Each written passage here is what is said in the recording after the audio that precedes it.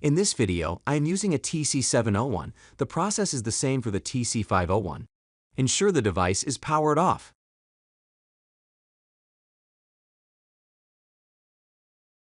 Place the device face down in the workspace. Push both battery latches inward. While gripping the battery latches, lift the battery out of the device. If installed, remove the SIM SD card locking screw. Use a plastic spudger to remove the SIM SD card drawer from the device. Turn the card holder over to the microSD side. Place the microSD card into the card holder with the contacts facing up. Turn the card holder so the SIM card is facing up. Push the SIM SD card drawer in and it will lock into place.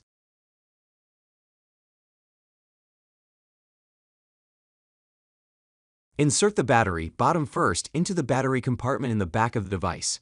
Rotate the top of the battery into the battery compartment. Press the battery down into the battery compartment until the battery release latches click into place.